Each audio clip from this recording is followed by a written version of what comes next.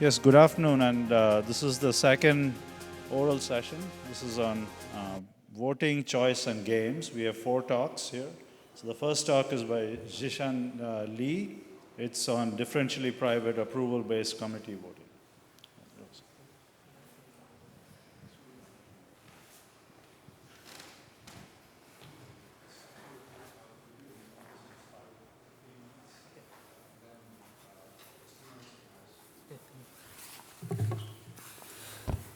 Hello, everyone.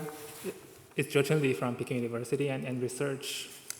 It's very glad to be here to give a talk, and my topic is the differentially private approval-based committee voting. And my collaborators are Zimai Guo, Yongzhicao Hanmin Wang from Peking University, and Li Rongxia from Rutgers University. And first of all, let's talk about something about the voting. And we all know that voting is a procedure that aggregates the voters' preferences into a winner. And in the ordinary settings, the winner of the voting procedure is usually single.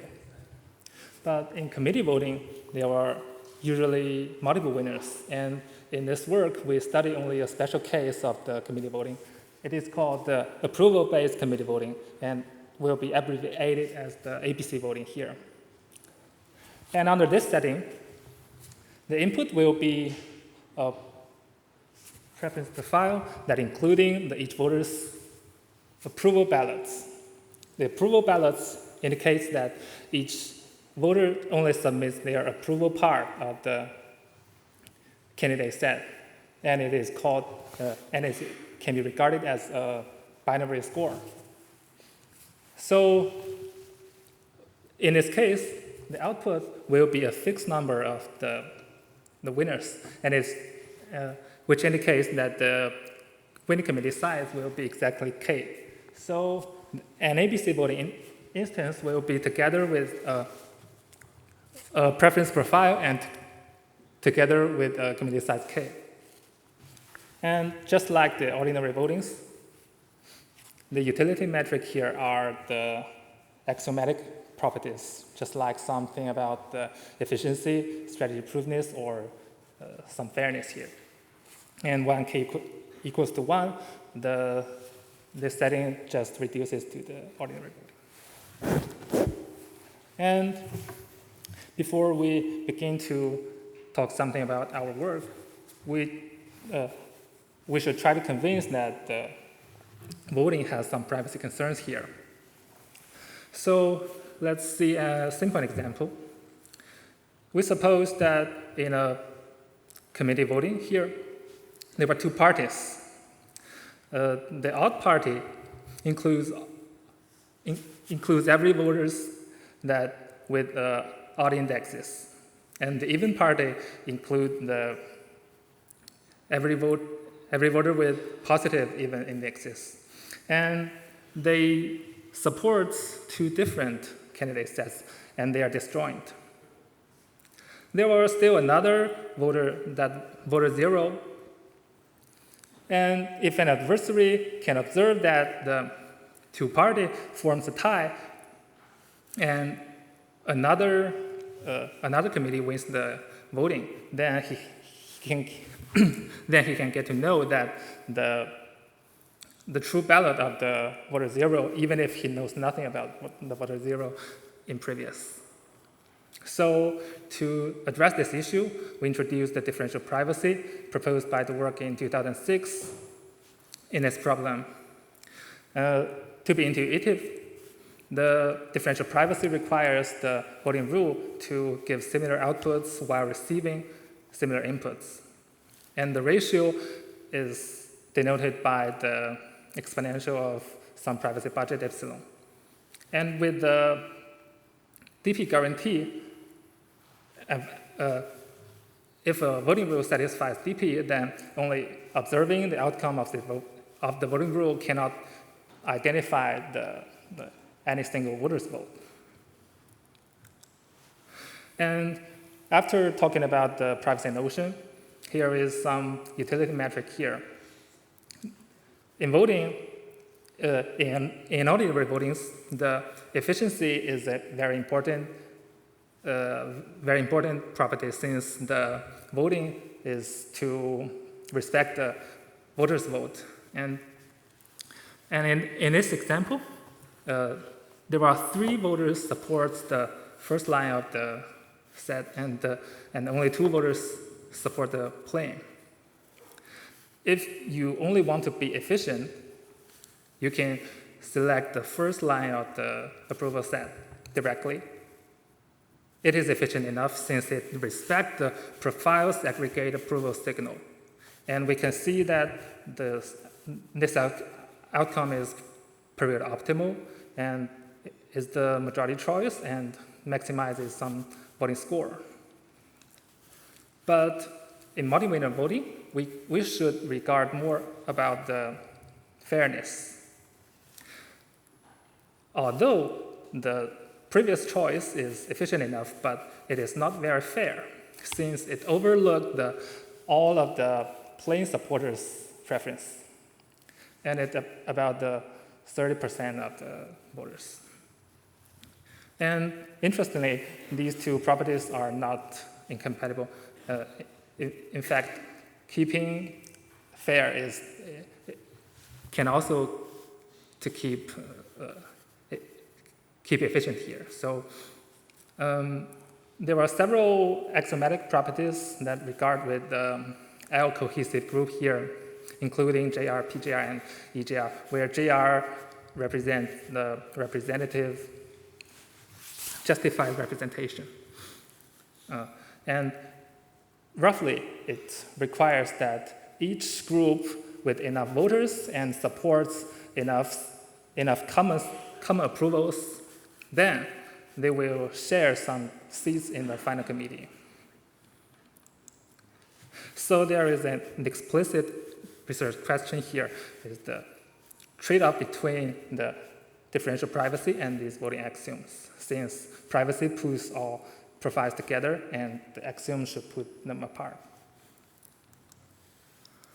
Then, when the neutrality is required, we can see that any pure DP mechanism require non-zero winning probability of any possible outcomes, since the neutrality requires that any permutation on the alternative set will not change the result of the voting.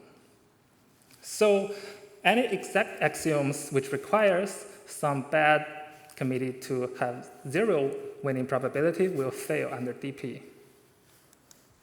So we define some approximate axioms. Just like DP, we use the ratio to denote the ability of distinguishable degree of the voting rule with respect to some axioms. For example, for the Pareto efficiency, the standard Pareto efficiency requires that any Pareto-dominated committee must have 0 winning rate. But here, we use the ratio of Pareto-dominator and the Pareto-dominated to denote the degree of satisfaction of the Pareto efficiency here. So when the parameter goes to infinity and the approximate ones can approach the standard axiom. Then we can immediately construct the 2-way trade-offs between DP and a single axiom here. And we have the diagram here is to construct 2 possible input profiles P and P prime here, and for 2 winning committee here. And W1 is a good committee for profile P, but is bad for profile 2, for P prime, and W2 just the opposite. So when walking around once around this loop in this diagram, we can get an upper bound of this probability. And we can upper bound this degree of the axiom under epsilon dp. And for some other cases, we can construct larger profile patties or larger groups, and we can get the other bound here. So in a word, the two-way trade-offs indicates that axioms require distinguishability among outcomes, while this is limited by the differential privacy. So this is a summarization of the two-way trade-offs here, including some fairness axioms and the efficiency axioms here. And after the upper bounds, the lower bounds are given by some mechanisms here. And we just, due to the time limitation, we only select the representative ones here. And the first one is the exponential mechanism with approval voting score. For a fixed committee, the approval voting score is the sum up of the approvers of the number of approvers of each candidate in this winning committee. So when we use this score as the utility function in the exponential mechanism, we can get a good level of Pareto efficiency. So as this suggests, it satisfies epsilon differential privacy and a good level of Pareto efficiency, which is very close to its upper bound. And it runs in polynomial time. And mechanism 2 is the JR randomized response with refused sample.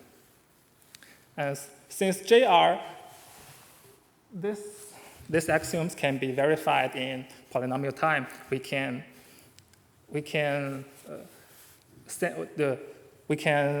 repeatedly sample new committees until the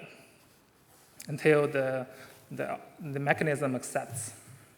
And for each sample, we use the randomized response here.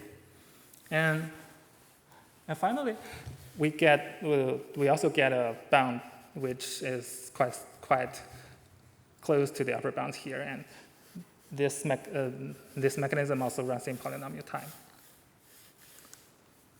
And after the two-way trade-offs, we also find there is three-way trade-offs here, which means that DP does not only conflict with single axioms, but also introduces more conflicts between the standard axioms. We all know that JR and PJR are all fairness axioms, so they are compatible without the privacy requirement. But after the DP is required, we found out that their upper bound cannot be simultaneously achieved. So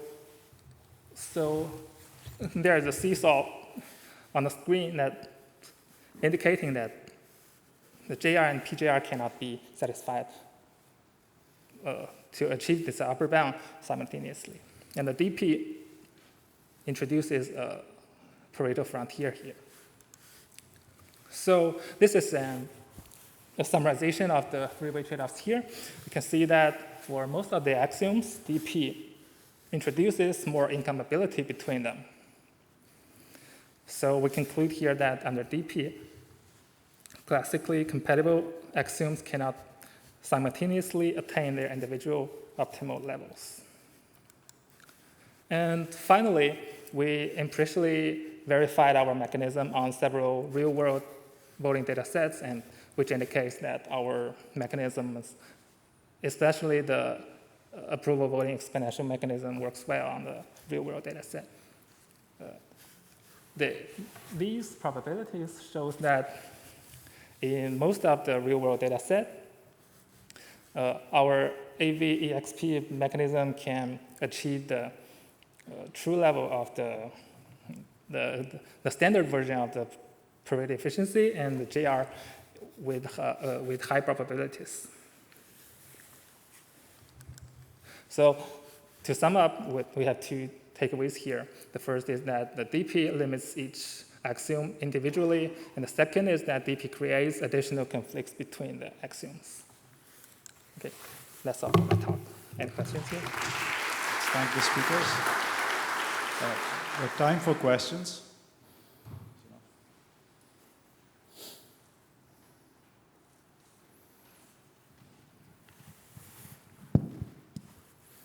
So you derive the upper bounds for those efficiencies. I was just wondering if you also have a corresponding lower bound, or do you have, like if you haven't thought about that at all? Yeah. In our, in fact, in our work, most of the upper bound and lower bound, there are still gaps.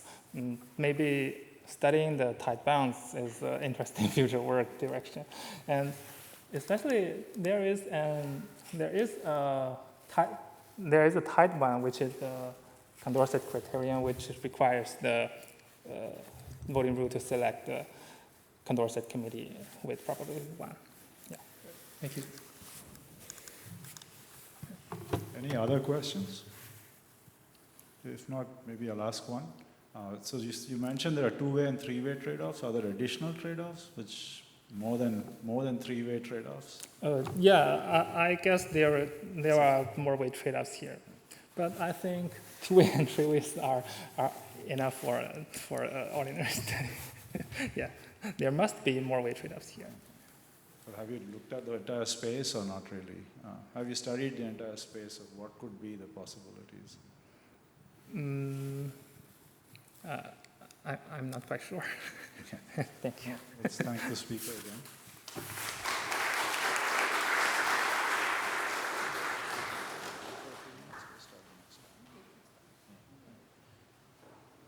Right, we have the next speaker of the session, and it's. One second. You can go ahead. The talk is on art of calling the winner by asking just enough questions. And the speaker is CCU.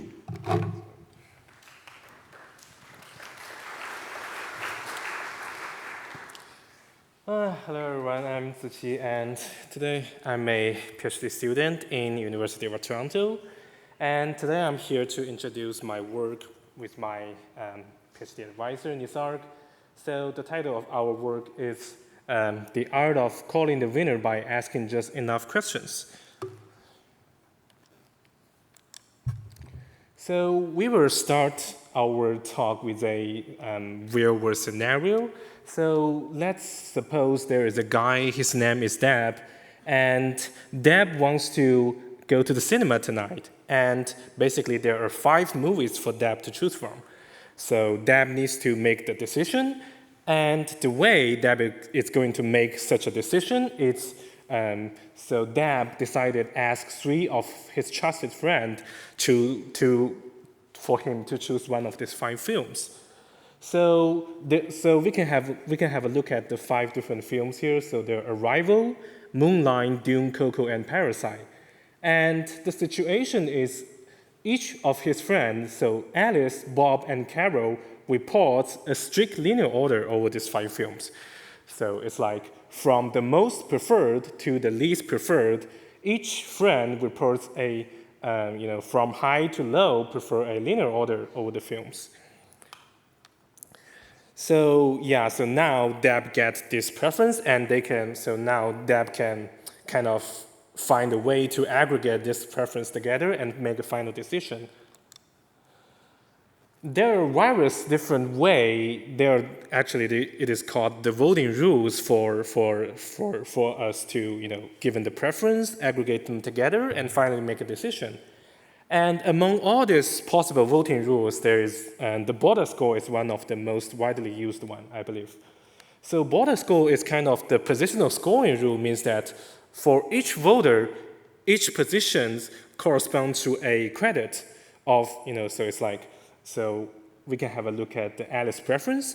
So in terms of Alice, Arrival is put as the first preference in his whole preference. So the first one would get 4 credit, and the second one would get 3. And so just go on, and finally the Parasite, which is the least preferred one, will get credit 0.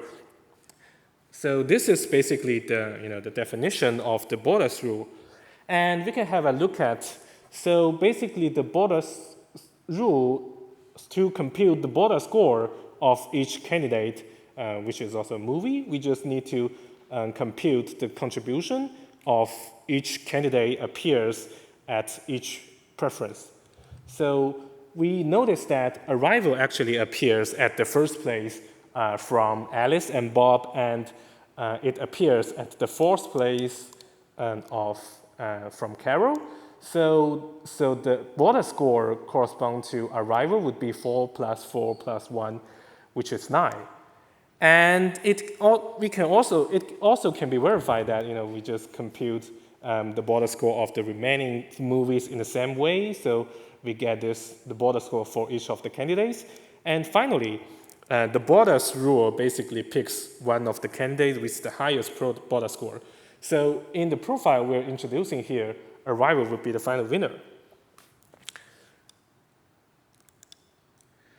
So here comes our research question. So given the voting rule and given all the preference order and given all the exact preference information from each voter, it is not hard for us to kind of compute, to try to find some algorithm to compute the exact winner, because as long as these 15 different positions, all this information are revealed, we just for each candidate we just compute this border score and add up all the contribution from different voters together. And so it's like for each candidate we do the same thing, and we compare these different values and find the largest among them. So given the full elicitation of, so if we get the information from every position, decide or certify the border winner would be an easy task. But our finding is so the full elicitation of the whole ranking profile is not always necessary. And we can have a look at this example. So instead of asking the full ranking of each voter, we just get the information of these 10 different positions. And it's for Alice and Carol, we just ask what's their top 4 preference, and for Bob, we just query their top 2 preference. And we find out that these 10 positions, as long as these 10 positions are revealed, it's already enough for us to certify that arrival is actually the border winner. So yeah, it's arrival already can guarantee 9 credit from the partial profile, while the other film has the upper bound at most 7. And we also believe that less time of the elicitation also means less cognitive loads, and since we can omit some of the irrelevant tail ranks, which means that we can also make the decision in a faster way. Yeah, so imagine that if I'm asking a question so for red, purple, blue, and green, what's your favorite color? So this question might be easy to answer, but if I'm asking you to provide a linear order over these 4 colors, that would be hard. Yeah, so that's why we believe that so sometimes part of the preference is already enough to decide the final winner. And that's basically why we propose, that's basically the motivation we're proposing our next best model in this voting profile. So instead of ask Alice about her full preference, we keep asking her next best. So initially, none of the Alice preference are elicited. So our question would be, what is your next favorite algorithms? What is your next favorite film? So since currently no questions are asked, so this question basically equivalent to what's your favorite one?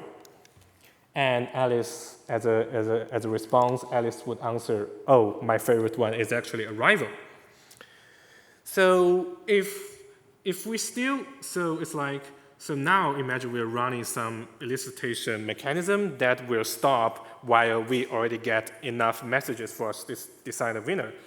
So if it's still not enough for us to decide the winner, we keep asking Alice about what is your next favorite film. So the second query will reveal her second favorite film, which is the Moonlight. If it's still not enough, we keep asking her the third question, what's your next favorite? And yeah, so Alice would answer the corresponding thing.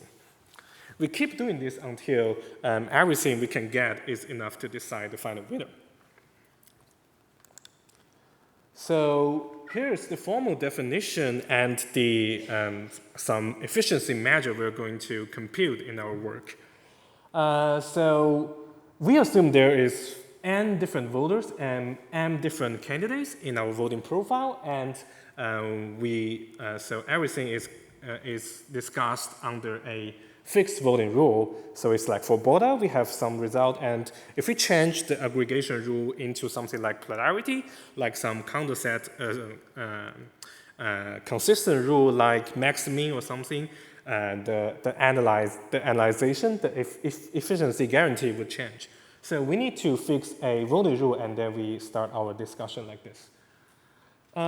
So given a fixed voting rule, our goal is to kind of to find out a efficient elicitation mechanism, which is M here.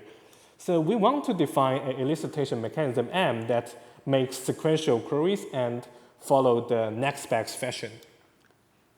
So now we have the next best model, and we have our research question, which is define an efficient elicitation mechanism. So here's the question: how do we define the efficiency? And in our work, the efficiency is measured by MI and opt-I. So given a elicitation mechanism M, so MI is it's like given the elicitation scheme and given the instance I, we let MI be the cost of, so it's like the number of queries asked by this scheme. So this is the numerator of the, as you can see here. And in terms of the denominator, so the opt-I is actually, for a given profile, there is actually many possibility that it's like maybe this partial profile is enough to reveal the winner, and maybe that partial profile is also enough. So among all these possible partial profiles, we find the one with the minimum cost. So this is basically the definition of opt-I here.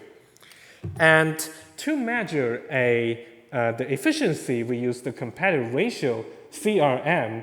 So it's like we compare the ratio between MI and opt-I and take the supreme over all possible I.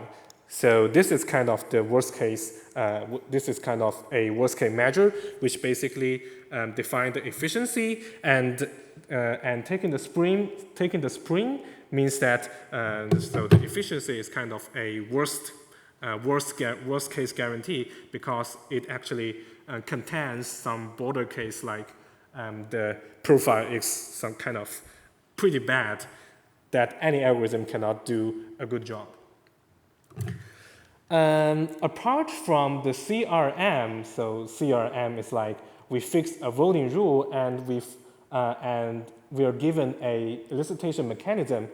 A natural extension of this is like, for this given voting rule, what is the best performance that no matter how efficient your elicitation mechanism is, it cannot exceed some lower bound. And this lower bound is actually defined like we take the inf among all the possible elicitation mechanisms. And this is the definition of CR star. So here we present a easy example so that we can have a sense of how this CR star actually means. So here we fix the voting rule of polarity.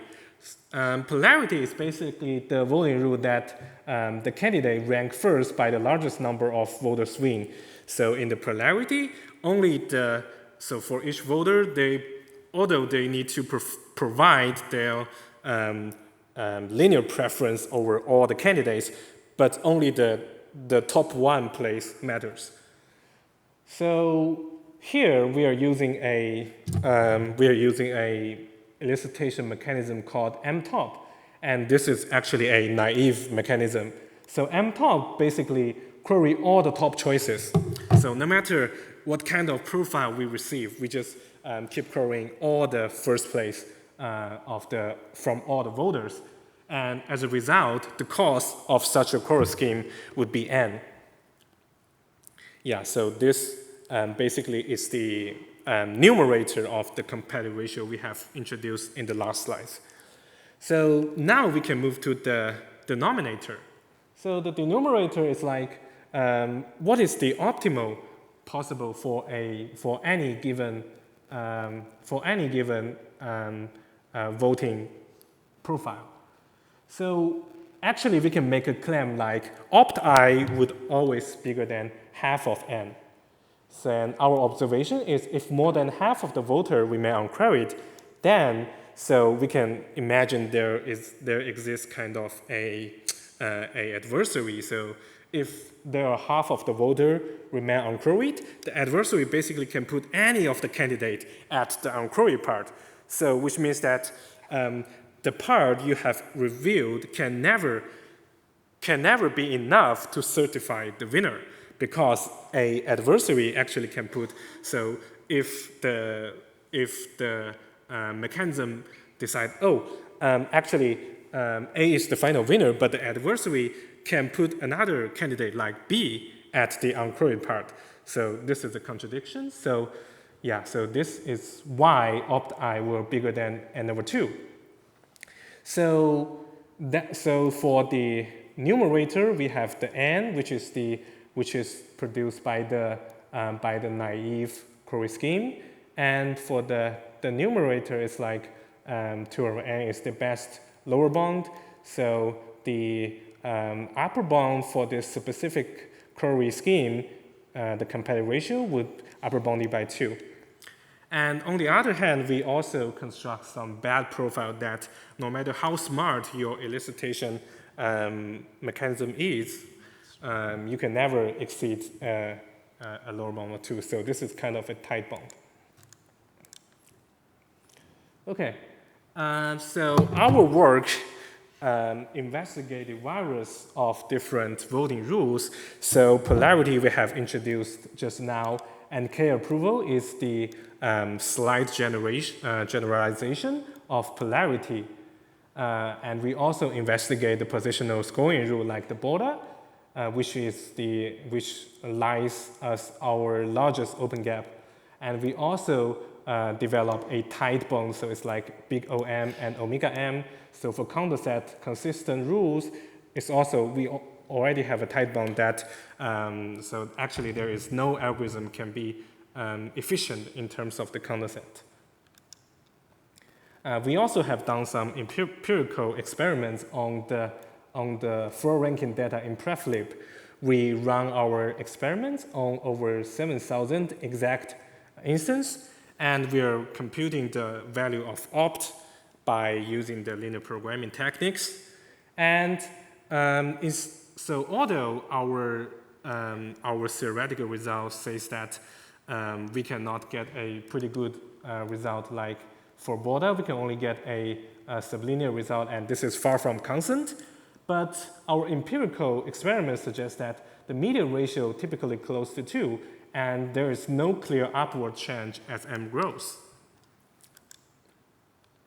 Okay, so this is a takeaway, and we just end our presentation with this takeaway. So we use the next best query model and the competitive ratio to analyze this kind of questions. And so on the one hand, we use the theoretical analysis, and we provide some upper bound measure and the lower bound measure to measure the efficiency of the mechanism we propose. So this is for the theory part. And on the other hand, we also run some empirical result, and actually empirically, the competitive ratio suggests that the mechanism we propose is actually efficient. So yeah, so this is our work. And so hence our open question is there a O1 competitive elicitation scheme for BODA, or must every scheme have a super constant competitive ratio? Yeah, so this is the end of our presentation, and thank you for listening.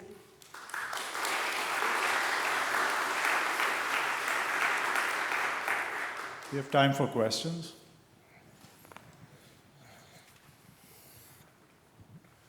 So I know the main goal here is just to reduce the number of queries you make to the whatever ordering the voters have, but so just computing whether or not you need more queries itself is not an obvious does not have an obvious solution, right? Like it depends on what kind of voting. Yeah, it's like it's like there are many different voting profiles. So for some of the profiles, maybe decide the winner is easy. So it's like maybe the profile already put So maybe we suppose there is a film called Arrival. If a profile basically put every voter thinks Arrival is the best. So it's like in this easy profile, no matter, so the opt would be small, and actually any mechanism can, so just keep asking the first place, and any mechanism can do the same thing. So that's basically why we're using a worst case analysis scenario. So it's like there is some specific profile that it is actually hard for a mechanism basically start from scratch, knowing nothing, and partly by elicitation, know some extra information from the profile and decide its next step. Yeah, so that is the research question we're investigating. Great, thanks. Could you just quickly explain how the elicitation scheme for Borda works? Like how exactly do you determine whether or not you need more queries? So the level pruning is actually our main contribution, but due to the time, so I didn't put it in the slides.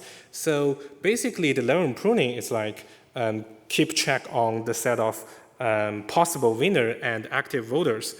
So it's like the high-level idea is like if a voter already provide all the preference about the existing possible winner, then the voter is no longer active. We just eliminate such a voter at some, maybe we keep asking the question until depth D, and maybe till this depth D, we can remove part of the voter. We put some of the voter inactive, and we keep growing the rest of the active voter. We keep doing this until we can reveal the final winner. Great, thanks.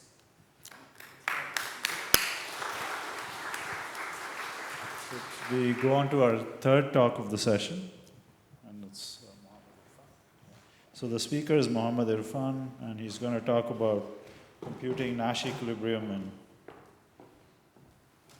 in graphical games. Thank you. Sorry, I'm a little bit overdressed here. I have this suit that I never get to wear, so I thought I would wear it today. So my name is Mohammed Irfan, and I am from Bowdoin College, which is in the state of Maine in the US. And I'd like to briefly talk about the main ideas in our work on computing exact Nash equilibria in graphical games. And personally speaking, this is a special paper for me because I worked on this paper with my undergraduate student, Evan Luca, who just started PhD at Dartmouth, and my PhD advisor, Luis Ortiz. And so you can see that there are 3 generations of researchers involved in this paper. And hence, this must be a good paper. So first of all, what is a graphical game? In a graphical game, basically, graphical games today occupy the central space in computational game theory. But interestingly, the roots of graphical games go back to UAI 2001, when Carnes, Littman, and Singh published a paper titled Graphical Models for Game Theory. And in a graphical game, the players are basically these nodes, and the edges represent interdependence. And the idea of graphical games came from probabilistic graphical models. In a graphical game, given the neighbor's strategies, a node's payoff is independent of the other players' strategies. Okay? So for example, if you look at the red node here, given the blue neighbor's strategies, the red node's payoff is independent of the yellow nodes. And what's the implication of it? The implication is compact representation. That is, to represent the payoff matrix of this red node, you only need to consider the actions of the blue nodes and no other node. And today, graphical games have many applications. I'm just going to show you one. This is a machine-learned graphical game among the US senators, the influence among the US senators. And we call it influence games. Here you can see on this part, the Republican senators densely interconnected with positive influence.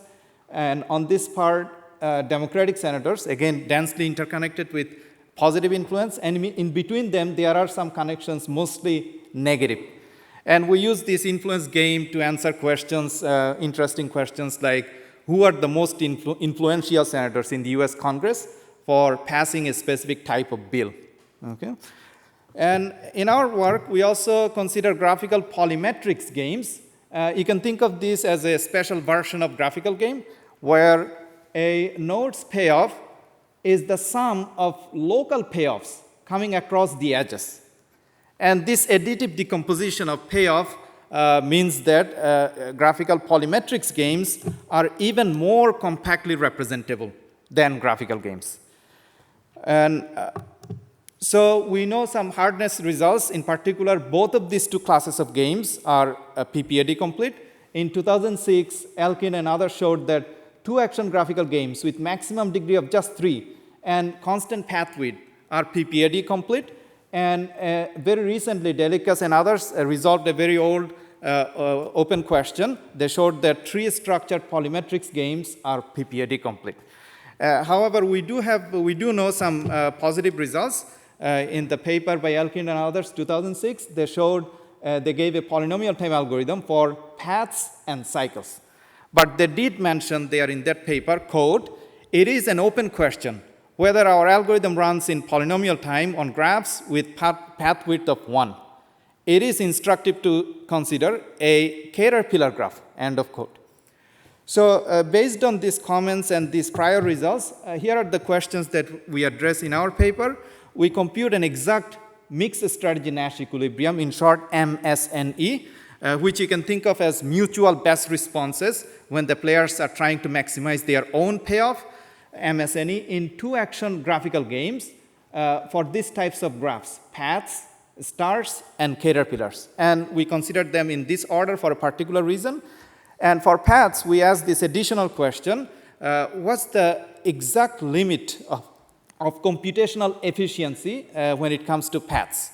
And we also considered these classes of graphs for graphical polymetrics games. Okay, so I'm going to start giving you an idea about our algorithmic scheme using path-structured graphical games. Here you can see a path U, V, W, and so on. The idea of the algorithm is message passing. That is, each node will send a message to the next node. Okay? And these messages will represent best responses. I'm going to give you a concrete idea next. So let's say we consider this path, and U will send a message to V. And for this, U will first calculate what we call delta U. It is parameterized by V's mixed strategy, little v. And delta U means use difference in payoff for playing 1 versus playing 0. And we can show that this is a linear function in V. That is, if you plot delta V versus V, you'll see a straight line. And in this example, the straight line crosses the V-axis at the point V star. So at V star, delta U is 0. That means U is indifferent at V star. And above V star, if you go to the right of V star, delta U is positive. That means U's best response is 1, playing 1. And below V star, delta U is negative. So U's best response is to play 0. And we can represent this information in this U versus V plot. Here you can see at V star, U is indifferent, can play anything between 0 and 1. Above V star, U's best response is 1. And below V star, U's best response is to play 0. Okay? And we call it U's best response policy to V. And this is the message that U will send to V. Okay? And then similarly, V will get this message, and V needs to send a message to W. And for this, V will calculate delta V, which is parameterized by U's mixed strategy and W's mixed strategy. And it has this formatting, and if we set delta V equals 0, that is the indifference equation, delta V equals 0, we get this relationship between W and U. And it reads W equals AU plus B divided by CU plus D. Here A, B, C, D, these are some constants, and this type of functions is known as a linear rational function. And it has this plot, this is the W versus U plot, and you see two hyperbolic indifference curves for V, the hyperbolic curves. And these hyperbolic curves are separated by a vertical asymptote and a horizontal asymptote. Okay? So what do we have so far? We got this S-shaped message from U. We computed its indifference curves, hyperbolic indifference curves, and we will now compute its best response message to W. And I'm going to give you a couple of examples how we compute this message. So first of all, consider this blue line here, 0 to V star at U equals 0. Okay? So obviously, node V here is playing a mixed strategy. So we look at U equals 0 at the indifference space, V is indifference space, U equals 0, and we identify the W point on the indifference curve. It is W0. And we take the W0 to V's best response policy, here's W0, and we draw a line segment from V equals 0 to V star. And this range 0 to V star corresponds exactly to this range 0 to V star. And what you see here is that a horizontal segment in the previous best response policy will lead to a vertical segment in the next best response policy. Okay? So we'll keep that in mind. And next, I'm going to give you another example. And this is the example of U's indifference. U is playing anything between 0 and 1 when V plays V star.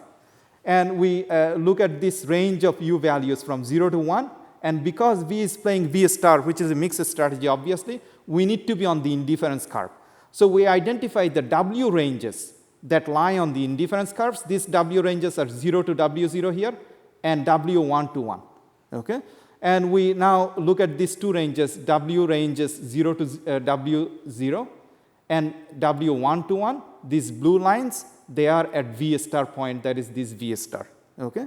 So what you see here is that a vertical segment in the previous best response policy, in the worst case, will lead to a split of two horizontal segments.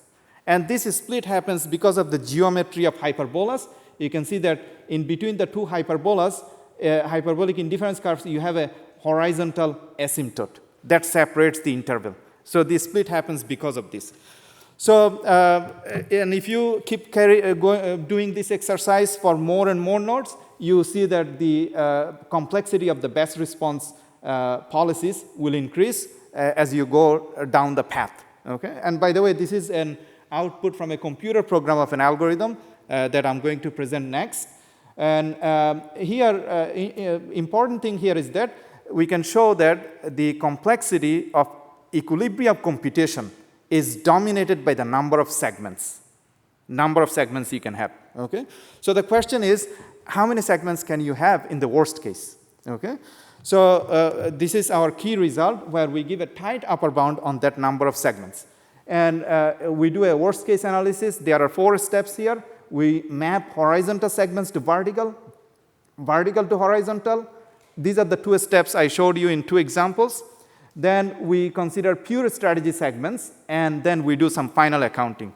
We have a series of 10 lemmas here that ultimately lead to this key result, which says that the total number of segments up to the jth best response policy is S sub j, and it has this precise quadratic functional form. Okay? And we claim that this is a tight upper bound is because we have an algorithm for generating exactly that many segments for arbitrarily long paths. Okay? And the way the algorithm works is that it sweeps a horizontal line across the best response policy, like this black line across the best response policy, and it detects the point of maximum intersections with vertical segments. In this example, there are 3 vertical segments. That's the maximum you can intersect. And then we construct hyperbolas to split each of these 3 vertical segments into 2 horizontal segments to maximize the number of segments. Okay? So that's how we generate tight examples. Now, we also consider star graphs. Please come to my poster today. I would like to present some cool algorithmic ideas that we use using my poster. So I'll move on to caterpillar graphs. And caterpillar graphs are special because these are maximal graphs of path width of 1. Okay? In a caterpillar graph, we have a path structure spine. This is the spine of the caterpillar.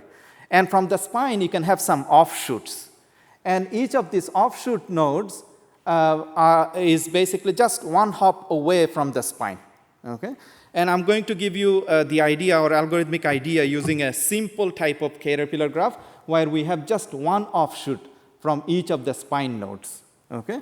And first of all, you can see that this part, U1, V1, V2, this part is just a path. There's nothing special about the beginning part of the caterpillar.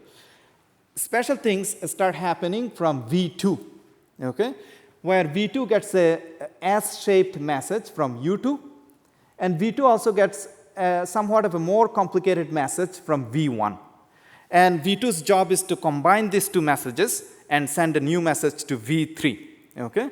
So how do we combine these two messages? Okay, so if you look at the V2 star point, the indifference point of U2, and we map V2 star here, and you'll see that to the left of V2 star, U2's best response is to play 0, and to the right of V2 star, U2's best response is to play 1.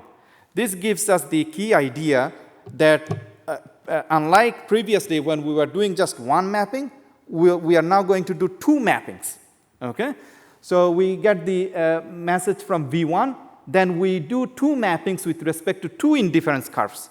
One is for U2 equals 1, the red curve, and the other one is U2 equals 0. Here I'm showing for simplicity polymetrics game indifference curves.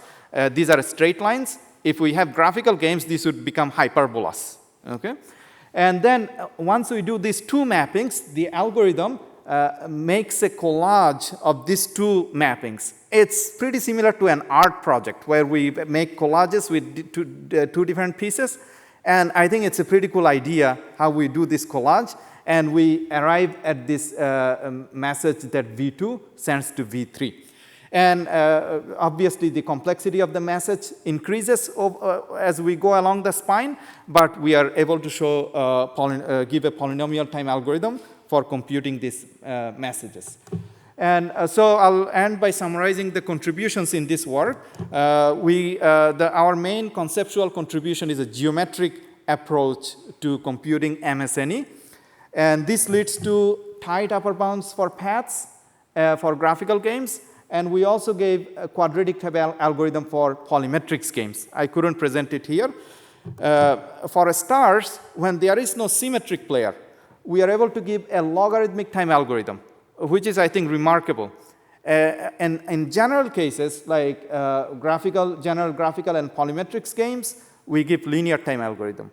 And interesting thing about stars is that it's very counterintuitive. As we get more and more symmetric player, the computation time increases. Okay, as I said, this is counterintuitive. And for caterpillars, we give results on an open problem by Elkin and others in 2006. We give polynomial time algorithms for MSNE computation. And I'll end by talking just a little bit about the significance of this work. These are obviously all foundational problems, including some open problems, but more significantly, these results seem to be hitting the limit of our computational tractability. So for example, we know that bounded degree trees of path width of 2 are exponential time. So meaning that beginning from path width of 2, there is no hope of coming up with any polynomial time algorithm. Okay. So I'll end with that. Thank you.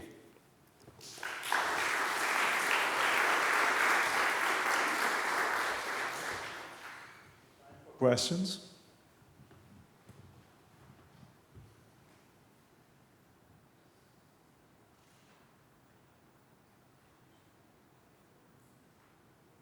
No question? Come on. There has to be one question.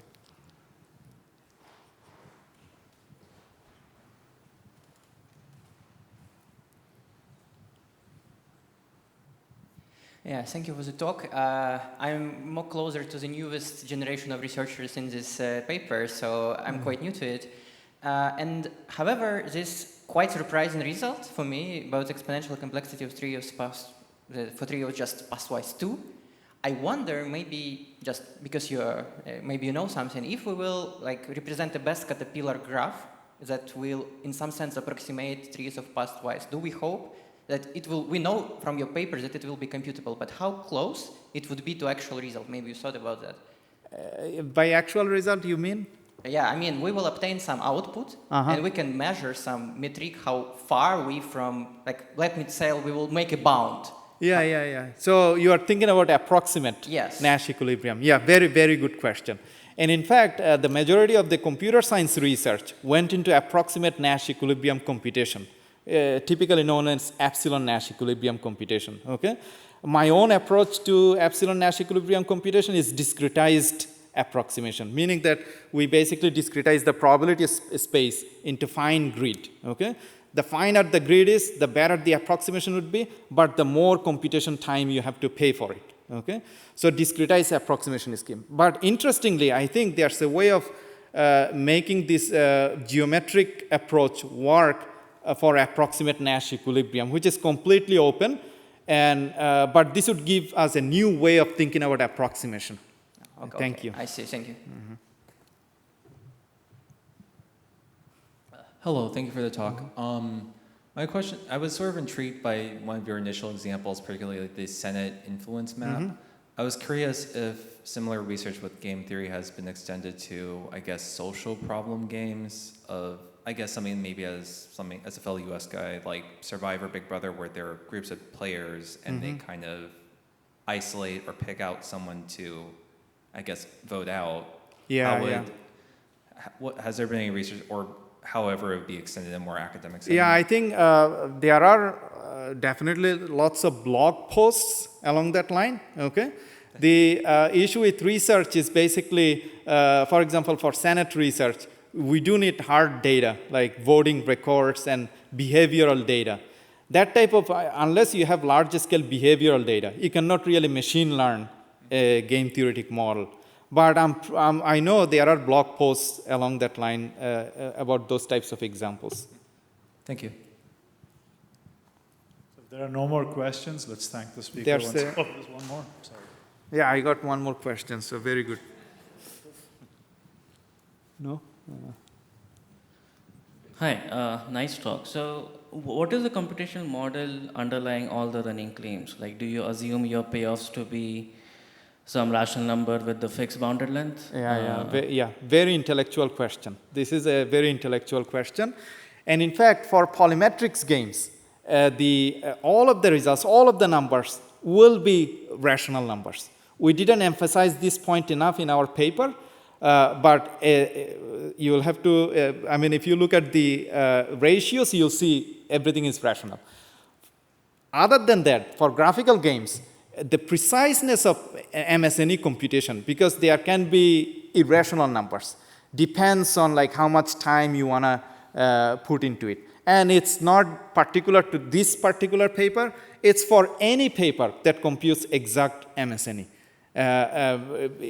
Like there can be irrational numbers arising. But for polymetrics games, the numbers will always be, everything will be rational.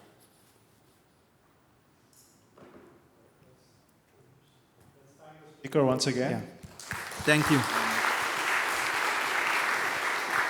We now move to the last talk of the session. I think it's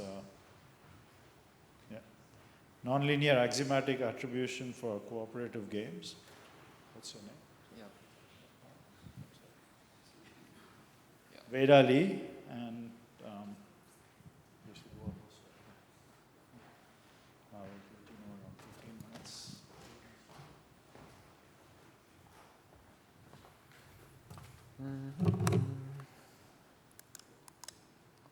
Oh, good.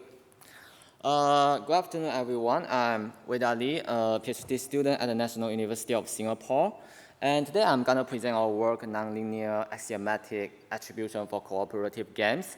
This work was done with my co-author, Zhuanghua Liu, and Prof. Youliang Yu, and Prof. Brian Low, and many thanks to them. And I'll start by introducing some background, followed by identifying a theoretical issue and how we address it, and how our solution looks like. And first of all, what is cooperative game? Basically, it is a set function U of n players whose domain is all possible combination of these players. And U of S typically represent the value produced by this subset of players. And for convenience, I write G for the set that contains all possible cooperative games.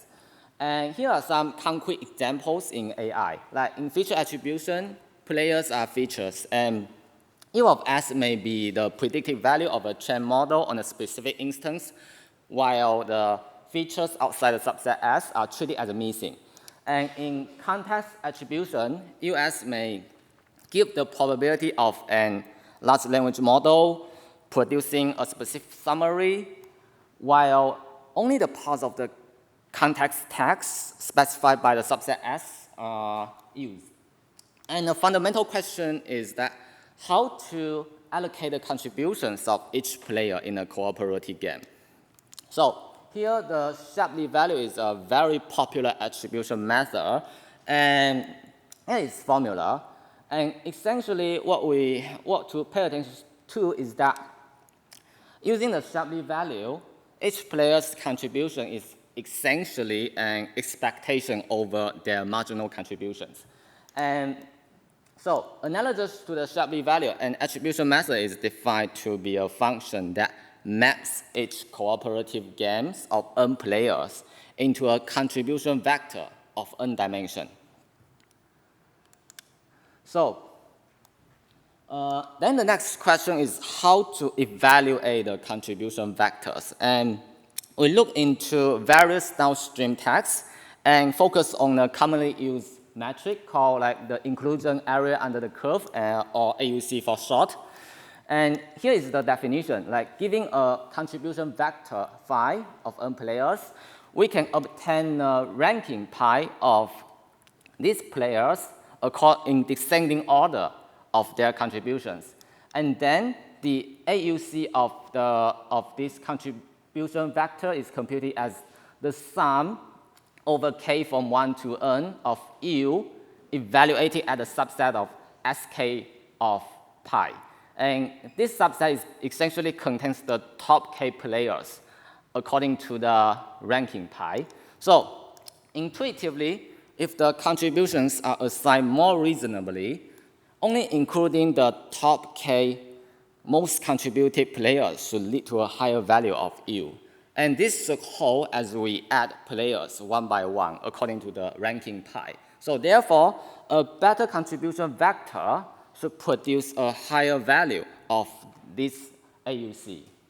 And so in light of this, you can tell that like attribution method essentially performs this maximization. So you may ask like, why not just optimize it? And I'll come back to this question later at the end. So now let's like get back to the Shapley value. Its popularity is mainly due to that it's the only attribution method that satisfy all the axioms listed here. And here, I just want you to focus on the first two, linearity and efficiency. Linearity basically requires the attribution methods to be linear operators in cooperative games, while efficiency states that the sum of the contributions should be fixed to something. And recall that the AUC metric concerns only the ranking, so that means the efficiency is of course unnecessary. So by reducing only the efficiency axiom, the remaining axioms uniquely characterize a family of semi-values whose formulas are given here.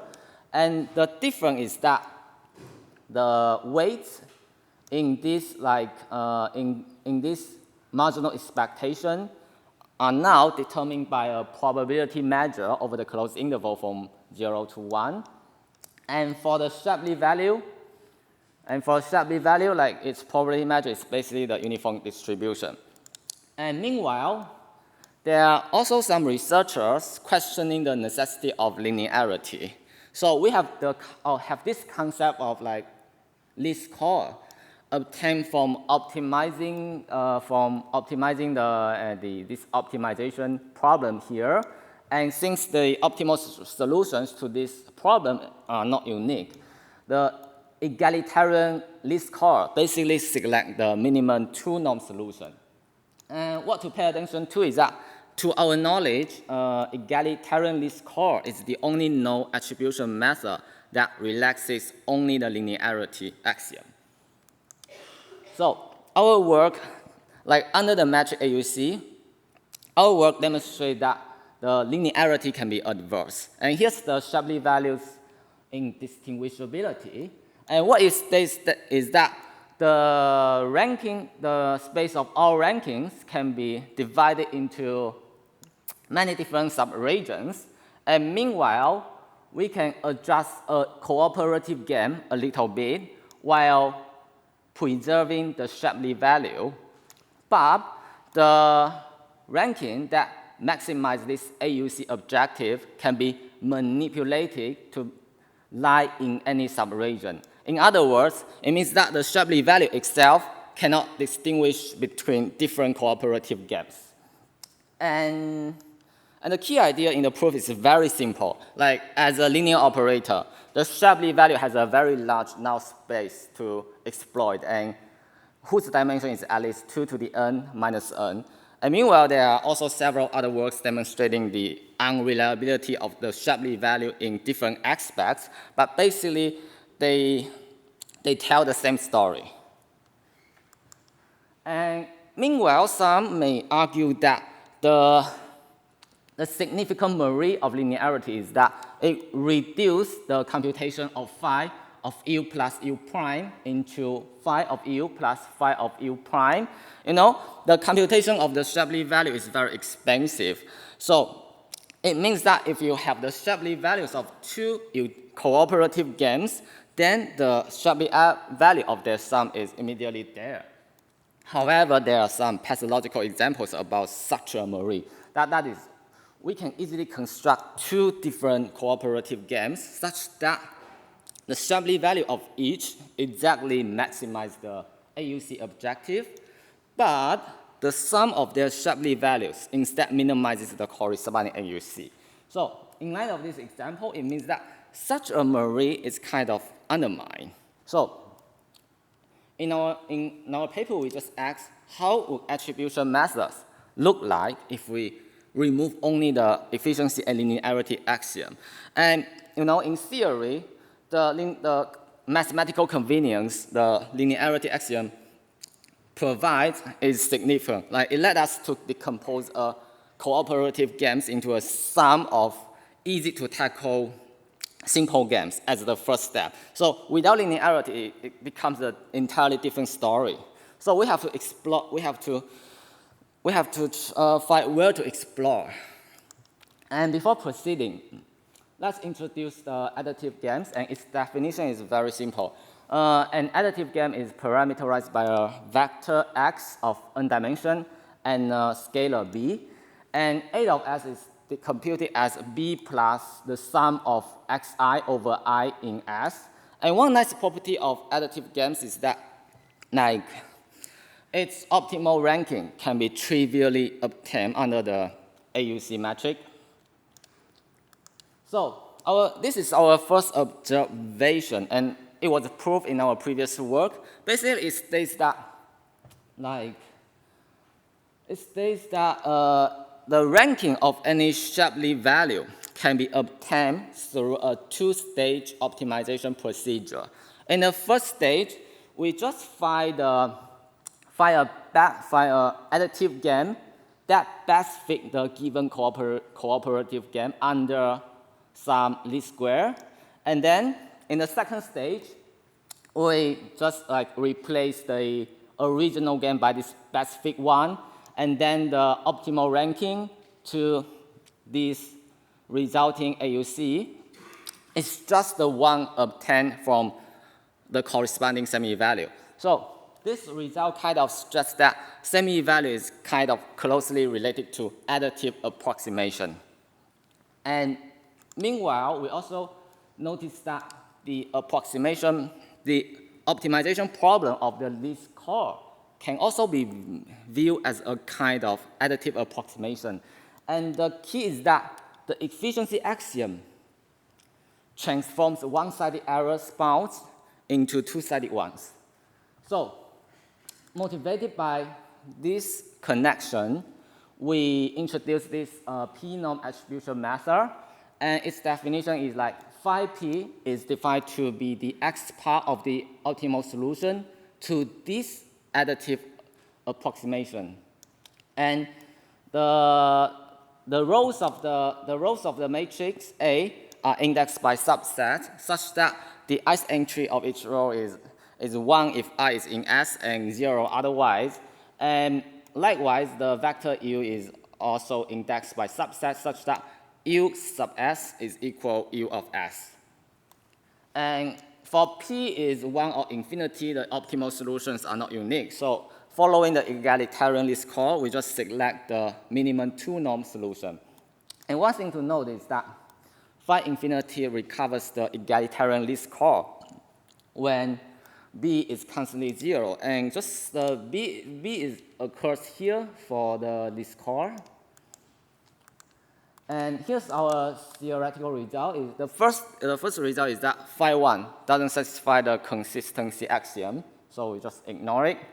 But for P, strictly greater than 1 and can be infinity, the p-norm attribution method satisfies all the necessary axioms and is linear if and only if P equals to 2. And in particular, phi 2 just recovers another well-known concept, Benzout value. And we also introduce a way to approximate the minimum two solution that occurs in the phi infinity. And how we do is like we just add a small weight extra term to the original objective, and then the solution that minimizes this resulting objective is used as an approximate solution. And our result so that when the weight alpha is small enough, we may be able to obtain a fairly good approximation. And likewise, we can do the same thing for the egalitarian least score. So our implementation is that like we set alpha to 10 to the minus 12, which is quite small. And when n is large, such that it is impossible to enumerate over all subsets, we just sample a limiting number of subsets to have an approximate objective. And then the solution that minimizes this approximate objective is used as an approximate solution. And here we come to our experimental result. Like among 11 candidates, the attribution method that achieved the best average AUC is plotted along with the best performing nonlinear method. 3 minutes to go. Yeah. Okay, selective 6 candidates. And each average over 100 different cooperative games. And we also report statistical comparison in our paper, so if you're interested, you can just check it out. And our conclusion is that nonlinear method outperform the linear ones for most of the time. And since this is very related, I want to present another nonlinear axiomatic attribution. It was unexpectedly discovered in our concurrent work, tree grad ranker, accepted at Equilibria. And I won't spend time on its detail. It's obtained by heuristic optimizing the AUC metric. And one nice property is that its formula just represents that of the Shapley value. And the remarkable property is that the weight now is like depends on the given utility function. Cooperative game. So and its empirical performance is quite good, and I think it's fairly to say it's always the best. So if you find our work interesting, so this work is also well worth a look.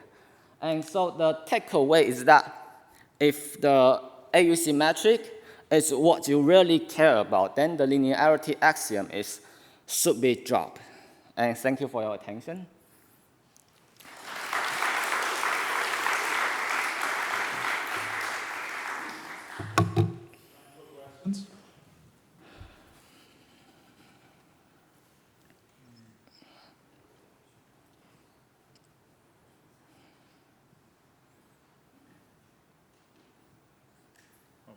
there are none, maybe I'll ask one. So why should you care for the AUC?